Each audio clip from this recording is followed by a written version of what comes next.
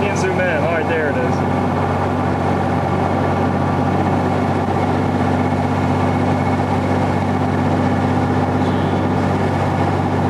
Coming up on the line again, right there.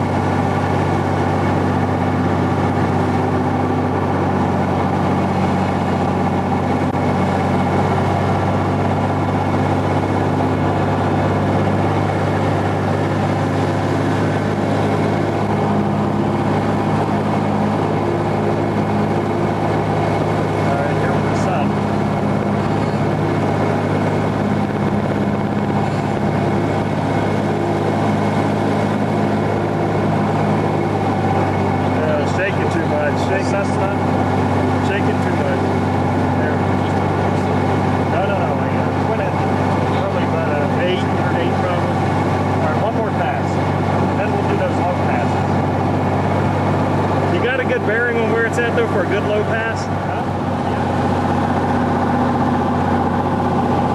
You have it? Yeah.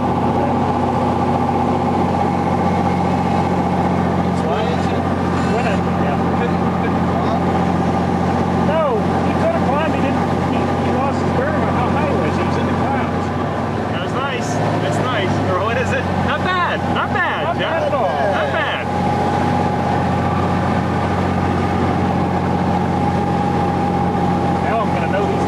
By heart now. Yeah, good.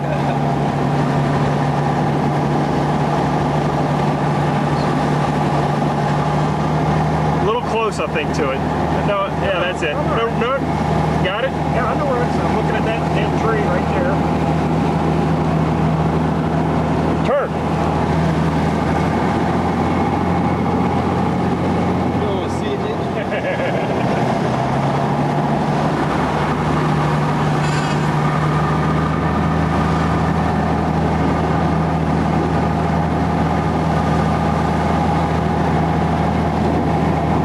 There it is below us.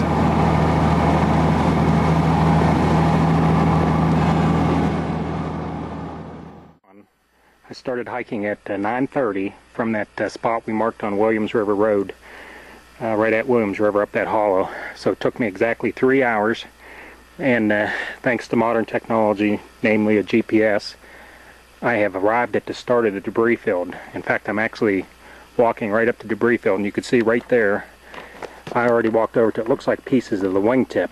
This is the first piece of the wing. I actually found, looks like the guy's pants about 100 yards down the hill. Almost matching the picture that was taken the day he left. And as you'll see, I'll pan this way just a little. Here's some more debris. Again, I looked at it. It looks like it's the wingtip. The bladder to the airplane is that object right there, like one of the fuel tanks, the bladder inside. There's more debris just scattered up through the woods here, so I'm going to take a walk, maybe another 50 yards here, and see how much more debris there is. 4 feet by 5 feet is looks like one of the underneath the engine, no question about that. Just like a Navajo engine almost. I've only come up about 25 yards.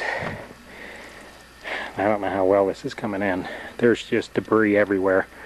I don't want to pan too much into the trees, but you should be able to see there's a couple of trees broken out. We saw that better from the air. See the debris scattered up through here.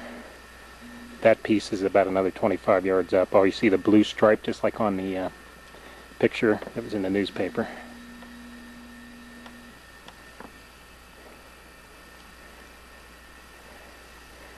Alright, I'll walk another 25 or 50 yards and see if I get closer to the that big part of the fuselage that we were looking at. But that, believe it or not, is part of the nose cone, where all the instruments and whatnot come through there. Just mangled all to pieces. This kid didn't have a chance. Still have not seen the largest part. Well, I do see it now. I'll bend over here. I see it right there. Let's see. Okay, there it is. There's the biggest part. That's about 40 to 50 yards up, so I guess I'll walk up there. I don't think they'll be salvaging this prop. I haven't seen the other prop yet. That's one of the props. There's the main part of the wreckage. I could see why you could walk within 100 yards of this and never see it. Just, it's impossible. Up in the air, yes, but search crews on the ground, you could walk right by it. Yeah, I was 50 yards from the start of the debris field, never saw a thing. And this is only about 100 yards up from the start of that debris field here, believe it or not. That's the nose wheel and strut intact there. There's a couple amazing things here. That is the transponder sitting right there. I actually picked it up off the ground. And let's see if I get a look at this. The altimeter, apparently in the position where he struck it. So it looks like the elevation here is 46, almost 4,600 feet. But there it is. It's kind of odd that that's sitting by itself. Now maybe the people that were up here looking at the crash site had set that thing there. I did not think we were that high. I don't buy that. I don't think he had his altimeter set right. And maybe that was part of his problem. Because when we flew over here, in fact, I know for a fact, when we were up at the top of this hill, we're kind of down about 100, 200 feet right here. We were at 4,300 feet. There's no question in my mind about that flying over here yesterday. And Derek, who is a budding pilot, did set the altimeter when we left the Braxton County Airport. Before we come over here, he set it to 1270. Even if we're off 50 or 75 feet, this guy's altimeter is not even close to being right. And maybe he thought, in fact, if he was at 4,600, he would have cleared these mountains and been home free. But I could see the clear mistake right here. Bet that's the evidence. He has his altimeter set wrong. That should be reading around 4,300 feet. He's 300 feet, he thought he was 300 feet higher than he was, and he actually would have cleared this mountain, because this is the highest mountain on the sectional map. Let me pan out here from this nose wheel. That is the tail right there, the rudder. Oops. Right there's the rudder, part of the elevator, and you could see what he slammed into, a huge rock up there where the main fuselage was. That's where he ended up. Bunch of blue flags up here. I'll go up to the main part of the, as you could see, in the cockpit. There's the controls for the mixture of props, throttle. You can see the panel here. One of the control sticks. There's hardness on here. Keep it panned out. He just smacked the rock, obviously. Didn't stand a chance.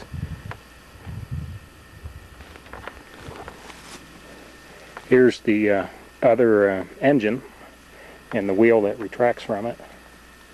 Now there's a bunch of flags here that have numbers on it. I don't know what that means. Maybe it's maybe where they found body parts, perhaps, or clothes.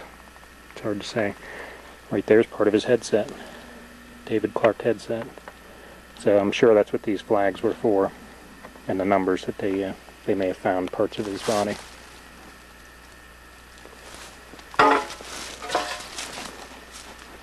Right. You see, it just ripped the wings right off. This would be from the back side.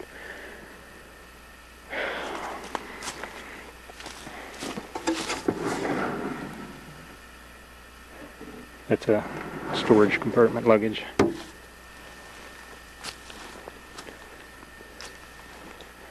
There's an oxygen bottle.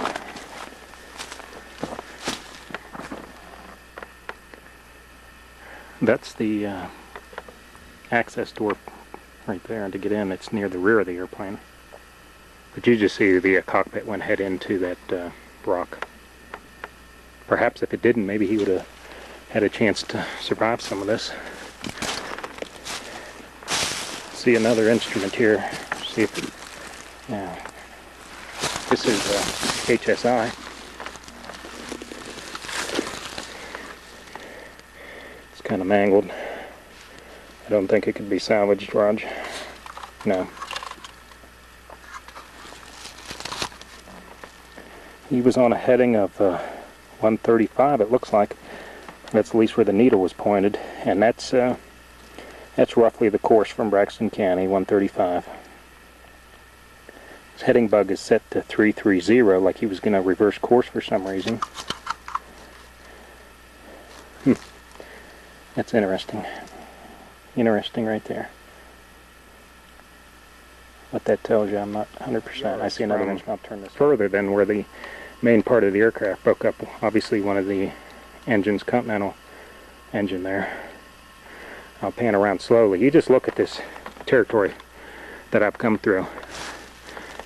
About every 10 yards you have an opening, and then about every 5 yards you're ducking underneath pine trees for 2.2 miles from the Williams River Road that I started on. And since I was walking up and down ravines, it was actually a longer walk. That's 2.2 miles in a straight line. Well, there I'm back to the main part of the airplane.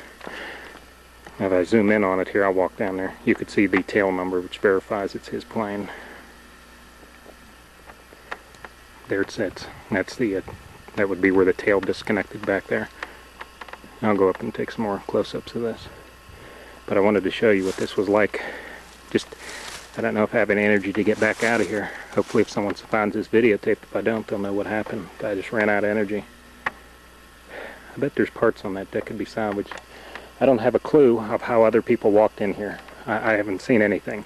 About half a mile ago, I did see a blue ribbon trail, but boy, as the more I followed it, the further it took me from the crash site. So I think what it was is when they were searching in here before, they were, making quadrants with the tapes of where they searched so that people wouldn't duplicate their efforts. Just blue ribbons like a boundary line almost through the woods. But it did not lead to this crash site, so I think it had to do more with the search than with someone trying to walk in. Obviously in no condition to salvage.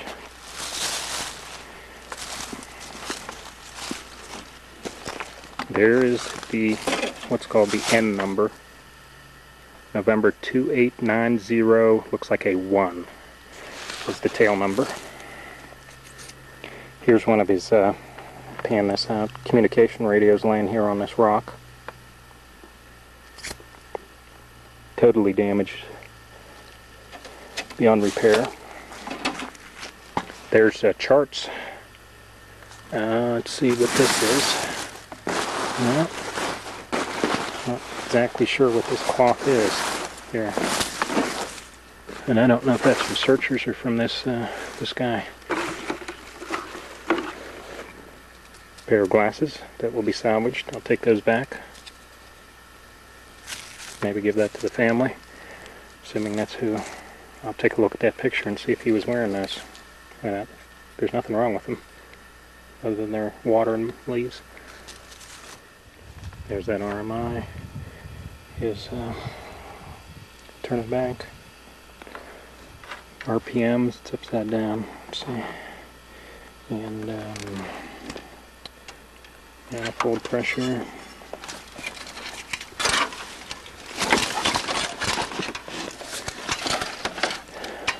Communications panel. Sure looks like it's intact. Yeah, maybe not. You can hear I'm kind of climbing around in the wreckage here.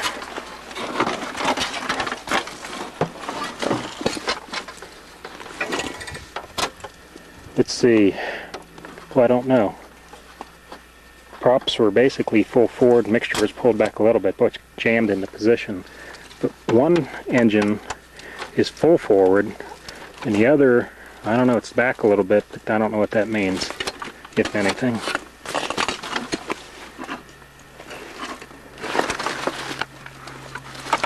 Trying to here, avionics panel. Terrible crash. This is where he was in this section, so you could just see. There's no chance whatsoever. That's what that is. Those blue flags were body parts, which I now suspect because the markers say Sears Monument Company, do not remove. I'm sure John Reed had put those there, and I'll verify that with him. That that's what those were. I'm now convinced. Which means he was thrown out of the aircraft right there where the cockpit was, and his body was probably laying right here. Either pieces of his body or clothing.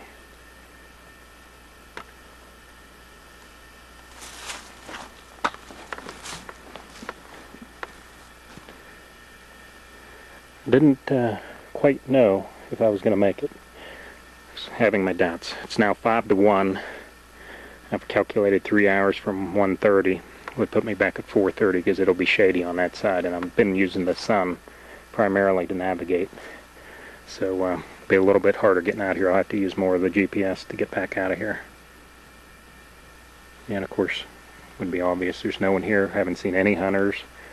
If you look here, this tree that I'm centering on, the woods is just thick with cherry. Well, both of them are. I'm sorry.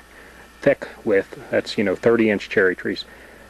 Oh, must be 80% of the volume of timber in here is either this pine, hemlock, whatever it is, and cherry trees, and mixture of birch and some others, a few oaks, but not a sign of deer, bear, nothing. This wood's been totally devoid of any movement. No chipmunks, no birds, no nothing. As dead as this grass site.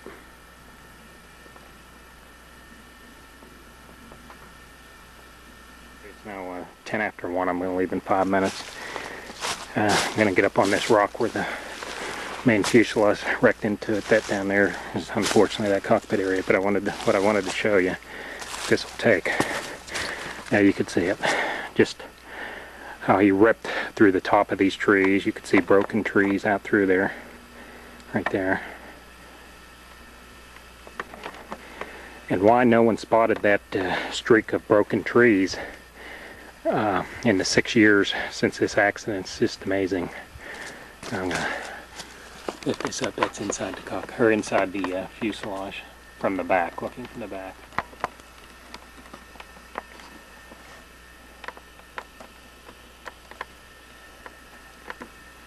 I can't really see too much of what I'm doing there.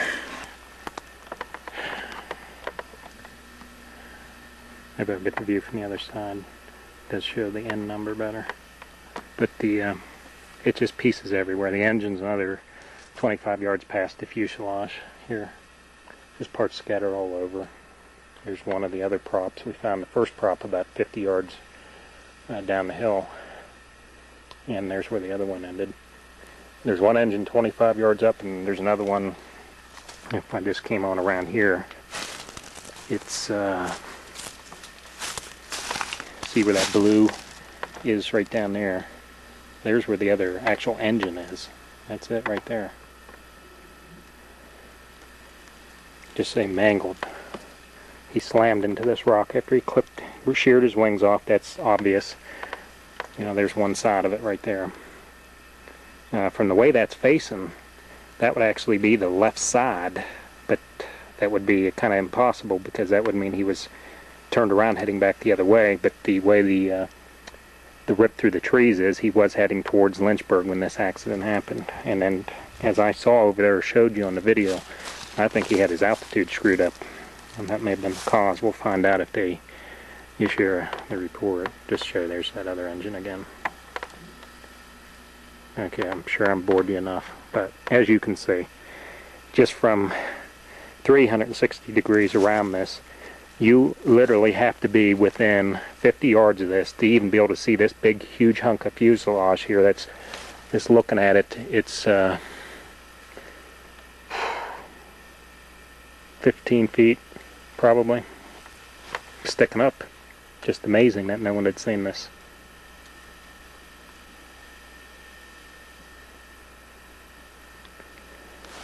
And we'll now head down to the truck, which is a hike in a straight line of 2.2 miles.